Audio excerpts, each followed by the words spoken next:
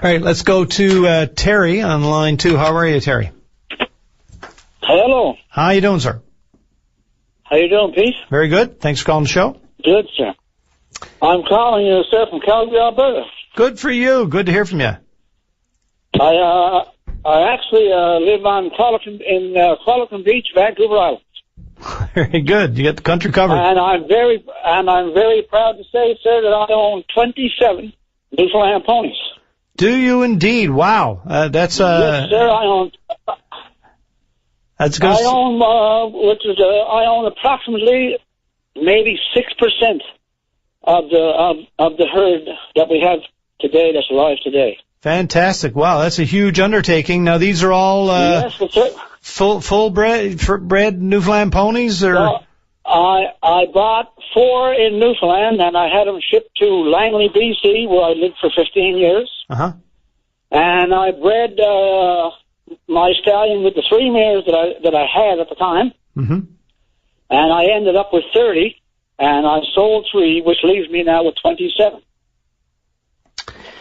But in 2000, and I think it was 8 or 9, when Danny Williams was the premier, mm-hmm.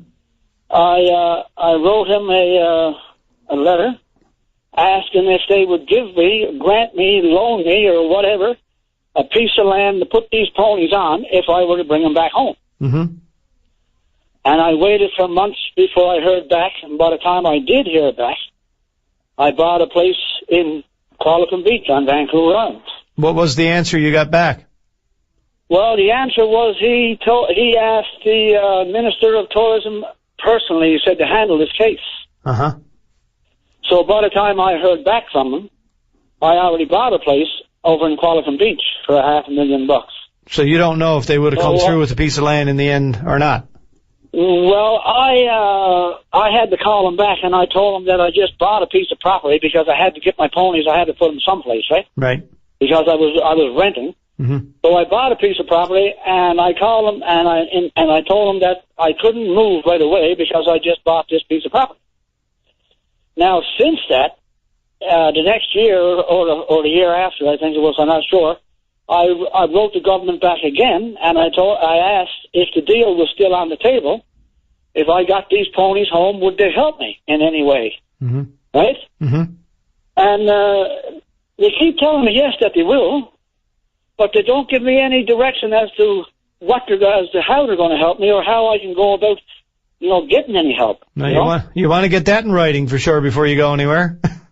Well, yes, because my line of ponies is not even on the island anymore.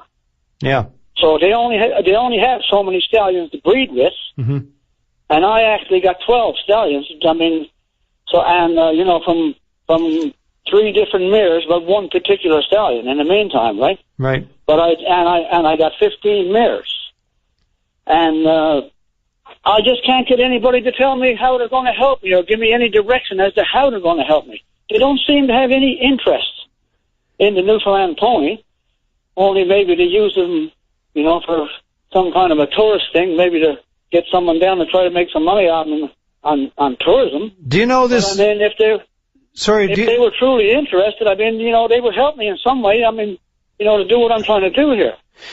Yeah, no doubt. I mean, and there's an awful lot of people working, as you know, in this province on preserving the breed. Now, there's a new dilemma going on that I don't fully understand, but there seem to be a couple of groups in opposition to each other trying to get it placed on some sort of list as a distinct breed, but that's going to take a number of decades for that to actually go through, several generations of ponies. Are you aware of all that?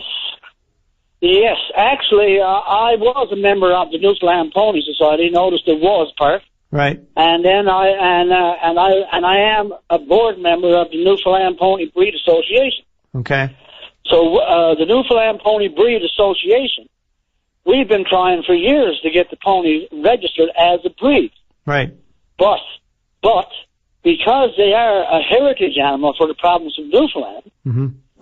The Newfoundland Pony Society have always been stopping us every time that we try to get them registered. They always put a grievance in against it, and then it's dropped right away because of this, right? What's the downside of, or what's the upside, I should be asking, of having it? Well, I mean, there's like buying a Cadillac or a Volkswagen, you know? I mean, if right now they're a heritage animal for the province of Newfoundland. Right. But they cannot be a heritage animal and a registered breed at the same time. Right. Because the registration is being held in Newfoundland. And the Animal Pedigree Act do not recognize this as a true registration. It has to be held by the federal government. The Animal Pedigree would have to hold a registry, right? But do they have a point? Do they have a point in saying that it's going to take so long for this verification of their heritage status to come through that nobody's going to be responsible for them in the meantime, and they're not going to be as protected as they are now? Well, they are protected by the Heritage Act, and they are a rare breed, and they are an endangered species according to Rare Breeds Canada. Yeah. Again, I don't understand all of it. It seems pretty complicated, and it seems to be an emotional kind of argument and some personalities involved, perhaps.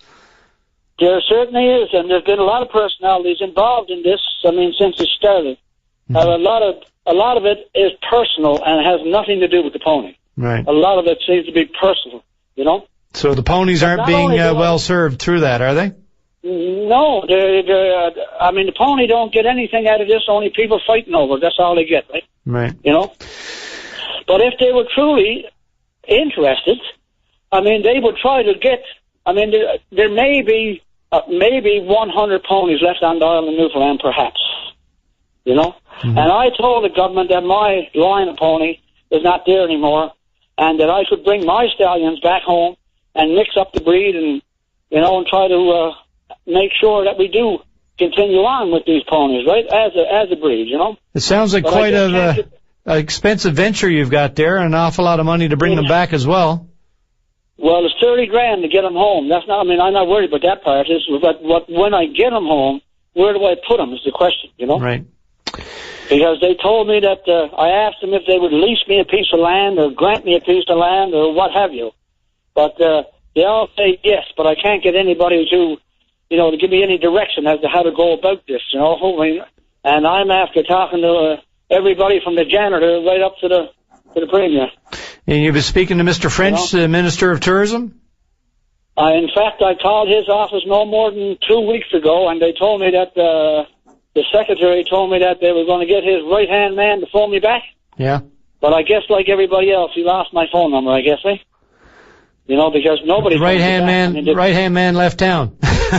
Yeah, the right-hand man must have left town, because I mean, nobody calls you back with any information. All right, well, listen. I told her the same thing, you know. I'm going to try to get the minister on the phone myself, either tonight or tomorrow night, and see if I can pick his brain on this and see what he thinks could and should be done, and see if we can get those ponies back home where they belong. Well, yes, that's true, because, I mean, in order to keep the breed alive home, we got to have more stallions. I mean, all that's going to happen is going to be interbred, because there's not enough stallions down there anymore to continue on with the breed, because they only have a certain number of stallions, and they already bred with all these stallions, and they can't go any further, right? Right. I get it. I understand. Yeah, and if they truly want these animals to survive, I mean, we have to do this. We got to mix them up. You know, we got to get this population going a little bit better than what it is now. You know. Okay, Terry, listen, I appreciate your, now we have your number, so we can get back in touch with you if we want or need to. So we're going to give you a call back if we can get something from the minister in the meantime. I appreciate your call. Anything you need to say before we move along, because we have to take a break? No, you go right ahead. I just appreciate you having me on there and talking about this. I appreciate it very much. I appreciate the call, sir. It's good. I hope someday, sir, we do bring these ponies home. Me too. I'm glad you took the time, and it's nice to know that there's a population still there. It's just a matter of getting them, like I say, back here where they belong, and adding them into the mix so that we have a stronger genetic pool, I guess. Well, if I can't get them home, I mean, there's going to be 27 ponies that will never breed with another Newfoundland pony, because there is no more on Vancouver Island or in BC. only mine. Okay. So if mine don't go home to breeds, there will be never no more. I mean, there'll be 27 that'll be lost out of the population. Right? And it's also the bloodline that will be lost. Right-o. Okay, sir, listen, thanks very much. We're going to see if we can get some work done on our end, and we'll be back in touch. Thank you very much, Pete. All the best. Thank you. Okay, bye-bye.